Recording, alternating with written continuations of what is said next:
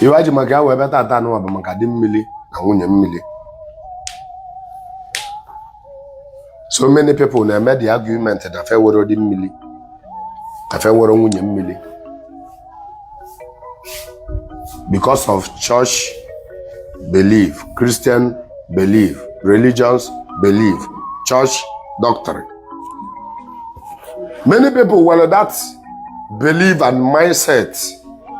Now your spiritual husband and your spiritual wife, never the very, very wicked. Never about evil spirit, says by the church and the Nollywood. So many people were that mindset and that belief from the church doctrine. Now spiritual wife and the spiritual husband never about evil spirit.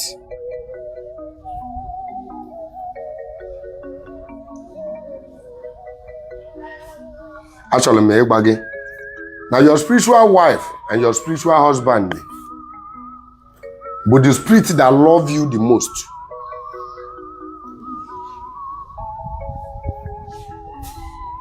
Obu na ekwu okwu mmụọ flọgị n'anya.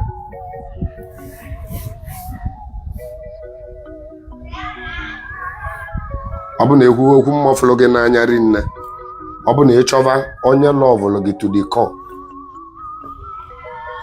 Onye will be your spiritual spouse. Your spiritual husband and your spiritual wife, or spiritual husband or spiritual wife, with the spirit that love you the most. Otu ana say na monkey no fine, but a mama like her. Otu aka your spiritual husband this word. Now let us do well in that thing called spiritual husband and the spiritual wife. Number one, ndo ka na-eme gị ka ị malụ na nwere ibe dị ka spiritual husband from their teachings. Then in the other way around, ndo ka na-eme gị deliverance ka ba deliver gị out of spiritual husband or spiritual wife.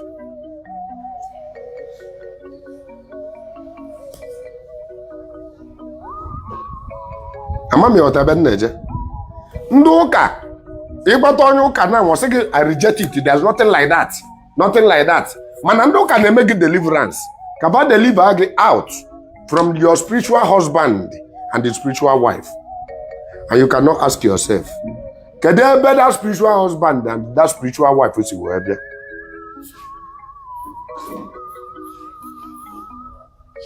Kedu ka o si wee bịa?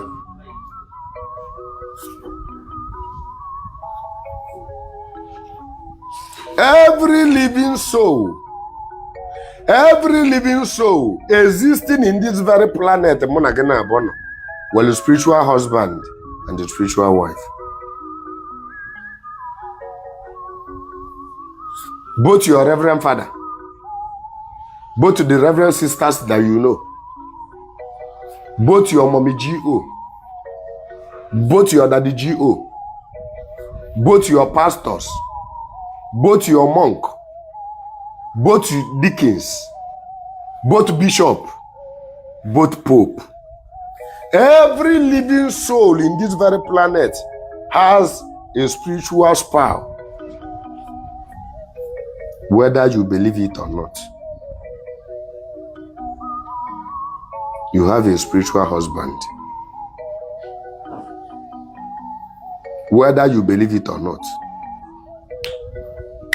You have a spiritual wife. Adema agwa gị na ọka ikweta, adema asị ndị welụnụ. Kedu ka isi wee spiritual husband, kedu ka isi wee spiritual wife? Otu isi wee spiritual husband and spiritual wife. But now remember that you are a soul living inside a human body. You have to remember this first. Remember that you are a soul living inside a human body. Ibo, a soul living inside a human body. There's an energy inside of you that is making your eye to be seeing me, that is making your hand to be moving, that is making your mouth to be talking, that is making you to be able to breathe.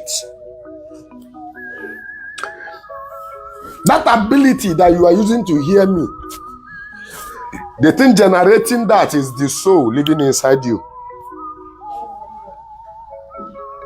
You are a soul living inside a human body. Spiritual wife is not married to your physical body. Spiritual husband is not married to your physical body.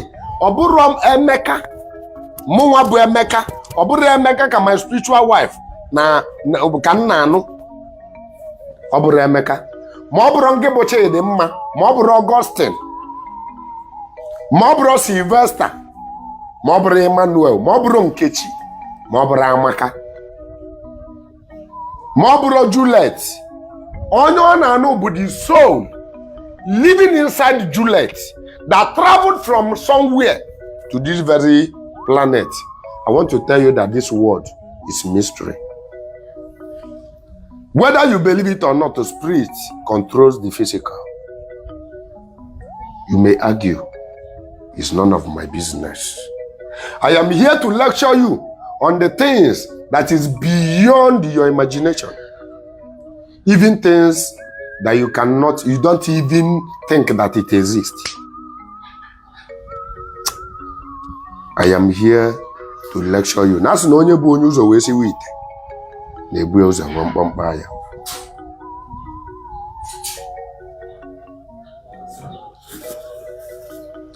I na-ekwu okwu spiritual husband and the spiritual wife. Only spiritual husband abụ na-achọta bụ that person see from the underworld. Now, let me go back to my teachings about otu mmadụ si wee bịa ụwa, about otu ndị ọgbanje si abịa ụwa.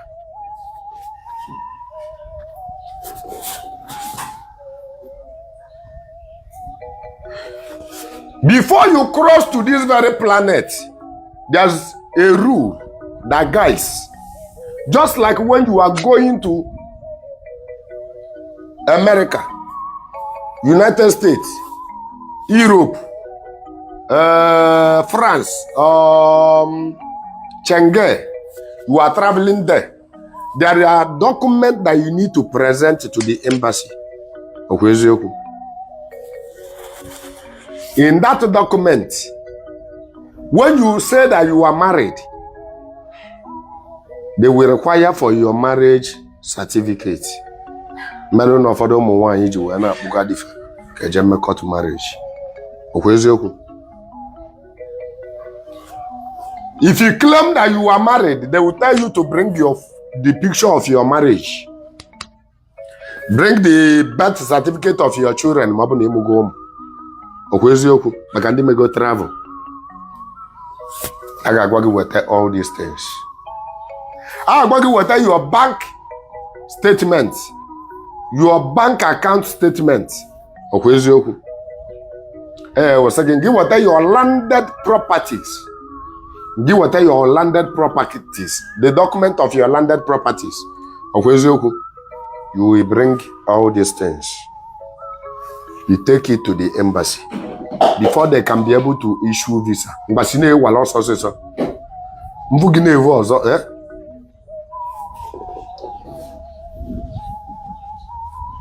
Before they can be able to issue visa for you to travel to their country.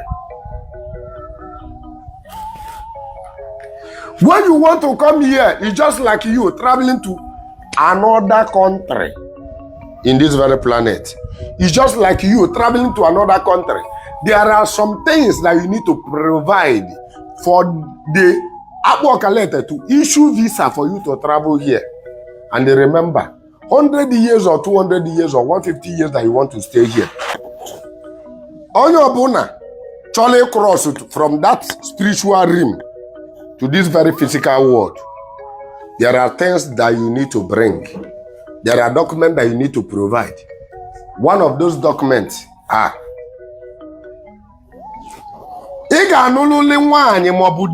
before you cross over here. Now that little nursing baby, that little baby in a nurse in a nyala, well, spiritual husband. That little boy go today was spiritual wife. Are you getting my point?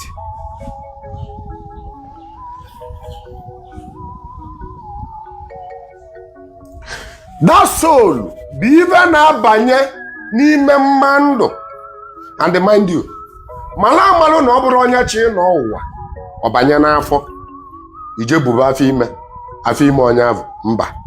Inidili eja prepare mmando onya avụ ga-eji wee bịa ụwa. Obido na change some certain things. The spirit will stay behind. The spirit will be outside, not inside your belly. The spirit that want to reincarnate from the person that you are carrying on your belly will be outside the nature. Ịmalụ mgbe mmụọ ji abanye n'ime nwa ahụ ebu n'afọ. Who has the answer? Onwere answer. Nwere onye agadi nwaanyị zụ. N'ọsọsọ onye agadi nwaanyị zụ ga-akọwa nwe. Onye agadi nwaanyị dị spiritual azụ ibe ga-akọwa nwe. Onwere ewelike ịgbanwe in the comment section. The time the child ji abanye, the spirit ji abanye n'ime nwata. Ọbọdụ si 12 days. No. Ọbọdụ si 7 months. No.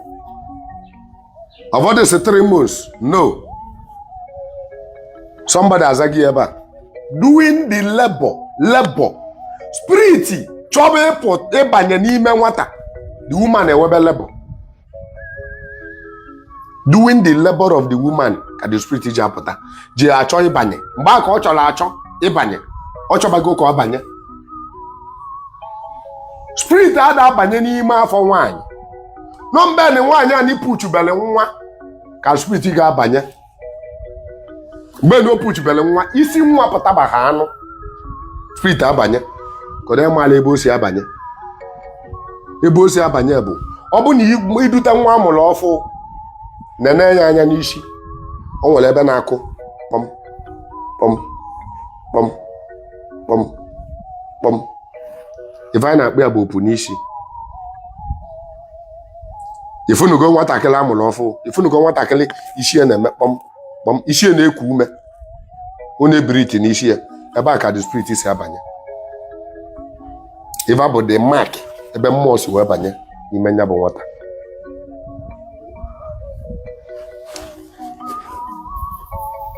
Spirit ahụ ga-anọ. Ọ bụrụ na o nwere the right ijeje form nwa ma ọ jeje dozie onwe ya, ọ ga-anọgodu nọdụ outside na-enene. Mgbe abụ isi nwa apụta ka ọ ga-akụbanye, wee mụpụta nwa. O bizielu n'ime ya. N'ime ya ka ọ ga-ebizi forever. Until na the nwa nwụọ. Ọnya ga-eji akaụntụ. From mbọsị amụrụ nwa ga-aga akaụntụ 12 days eji wee mụ nwa. Mgbe abụ ka the spirit kwere izu na-atọ o ji banye. Wee ba nwa afa. Maka na the spirit can live at any time. No, 12 days, man, you get pin don't wear. Open another 12 days, man pin don't wear. So I get check out them 1 or 12 days.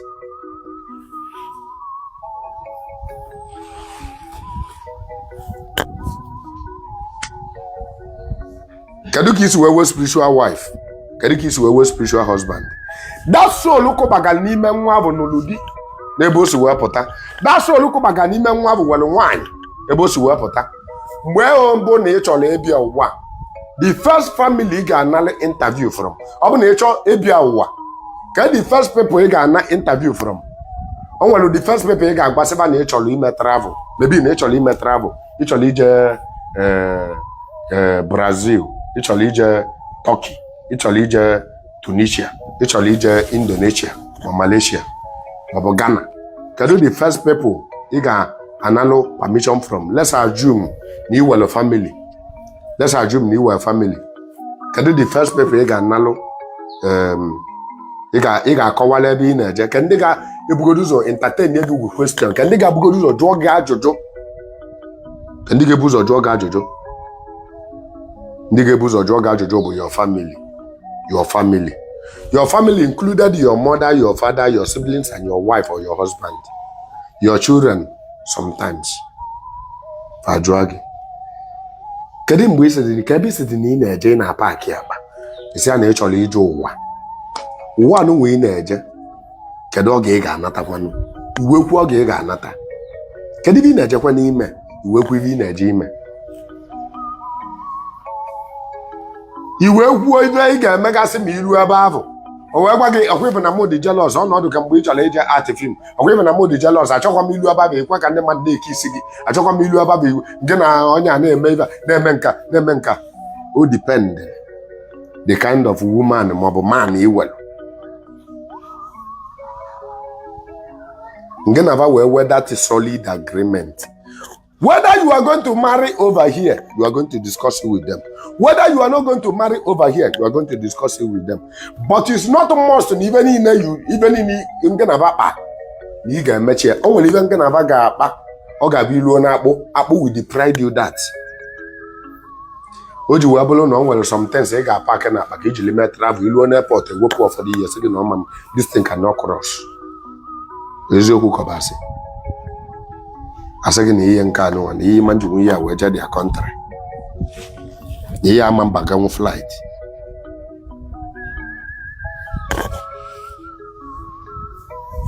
iwe baga nke na ndị otu gị bụ ndị ọgbanje wee jebe ịnwụ iyi iwe nwụchi iyi that wife ị na-anụ na mmụọ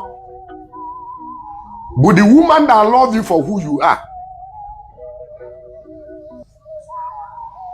That woman in another more, whether you are poor or nowhere, whether you are rich or near, you belong one you na about on near, you belong one you na sleep around on near, your dim milk can never get tired of you. That is the man that love you for who you are. That is the woman that love you for who you are. Also, you know, Zuri on near, on your love, Jeluli. What love I give you will compare love with the military or love with the military. And what I got love, go, what would you work? I got love again or what?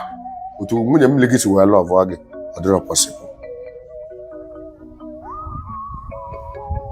And what I want, you got love, and what I got love again or what to the military to wear love again. And what I want, you got love again or what to win the military to wear love again, or the possible.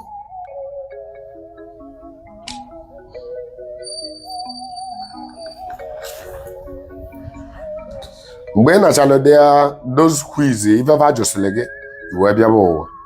You will but an apple calette. Maybe Apple granted most of the things equally an egame, Mabawa can give me or grant Yanya, you were not at no one.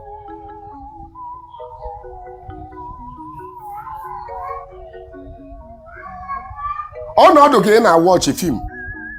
Your loved spouse, Diggy, Sege. No na-eje art film ịbatazi efu ya ọbụza na film ọ na art bụzi ebe nya na nwaanyị nọzi and the thing asaba make it real ka trend le na social media mgba asị gị make it real efu nwunye gị maọbụ di gị ebe ọ nọ na-make it real na film will you be happy? Zagodimia, how will you feel? How will you feel?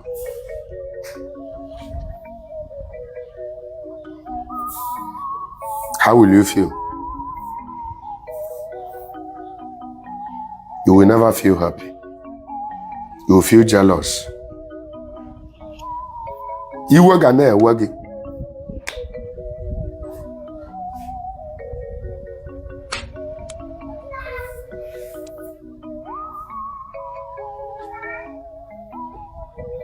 And the mob in Iwe were under there. When they react, it's going to touch us here. Because we have a connection with them. We have a connection with them. Iwe were on a cost 1 year. Neba no. Mbe nke na di mmiligi, mabu nwunye mmiligi ji wee pacha. Ị na-eje ụwa. Ọfọdụ n'ime unu gbali asa na unu ama nnu di. Many women will never get married. Don't want ụmụ nwaanyị mana anụ di. Ọfọdụ gwa nwunye mmiligi asa na ba ama nnu nwaanyị. Ọfọdụ si na before va na anụ nwaanyị na ba ga-ebu ụzọ kpọgete nya bụ di mmiligi ma nwunye mmiligi.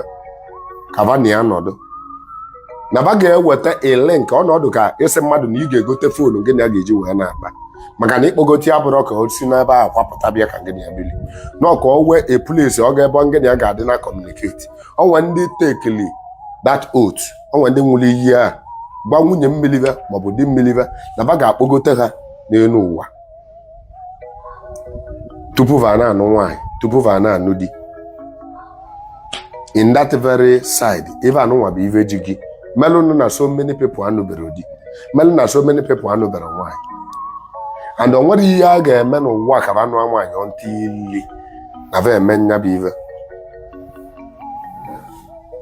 dan ma gị mara amalụ n'otu nwa ọ dị n'ụwa ọ bụ na so many people dị so jealous onwe ndị dị high jealous onwe ndị ga-eji because of na diva di na alụ nwaanyị ọzọ ba achọpụta ba ga-egbu nwaanyị ha even gbuo diva gbukwu onweva onwe ndị dị like that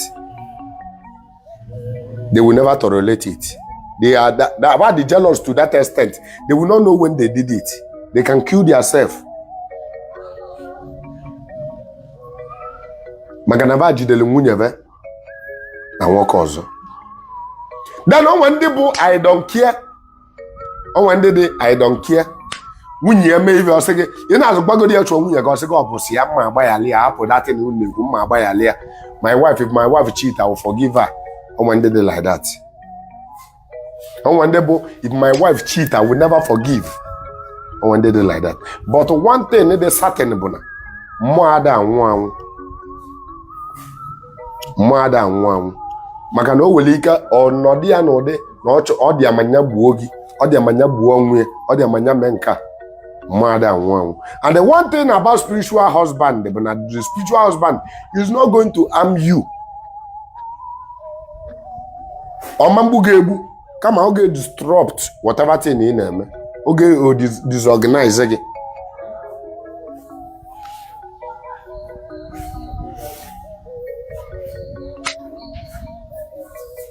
ọ ga-disorganize gị ya sasa ebe ọbụla ị na-eme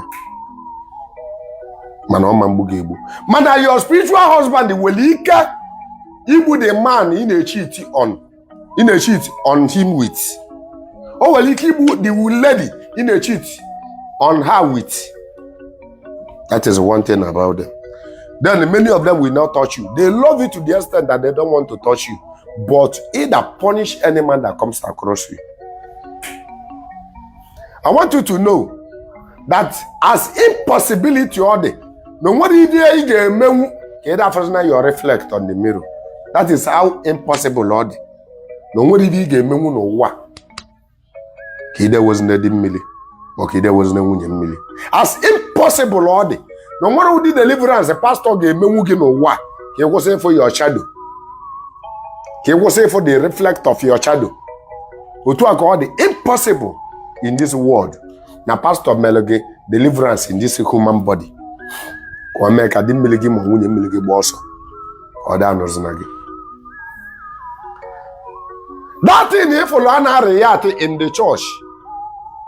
Anareyate in the church. Some people are not saying, mama. I say, hey, leave me. She's my wife. He's acting. Some people now act anymore. Pastor, they did not have conclusion with the pastor. Open your mother, make your mother got acting with him very, very well. Open and go and make you draw one guy to draw for me. Nigga acting with him or for more. Your spiritual wife or your spiritual husband cannot stoop so low. If you are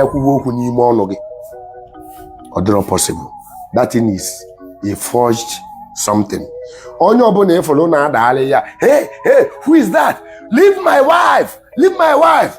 Acting. On your is acting up. Something like that does not exist anywhere.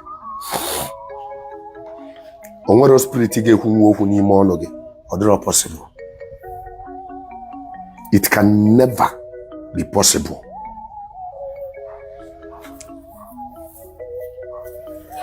Or not possible na pastor get delivered out of your spiritual husband. Or not possible na pastor, my father, my reverend sister, my when would you believe a man wa? ka ịchụpụ nwa dị mmiri gị ma nwunye mmiri gị. Ọ bụ na ị chọrọ ịchụpụ dị mmiri gị na nwunye mmiri gị, gwa the soul nọ gị n'ime ka ọ nwụọ, ya si na arụ gị pụọ. The spirit si gị, the soul si na arụpụ gị pụọ, ka dị mmiri gị ma nwunye mmiri gị kpọlie ya, ka okpokala arụ gị nọdụzi ya. Na ọ dịrị achọta gị, ihe ọ na-achọta bụ the soul living inside you, ya ka ọ na-achọta. Ọ bụrụ ngụ, o nwere anything to do with you. Onye ọ na-achọta bụ the soul living inside of you, onye nwa ka ọ na-achọta.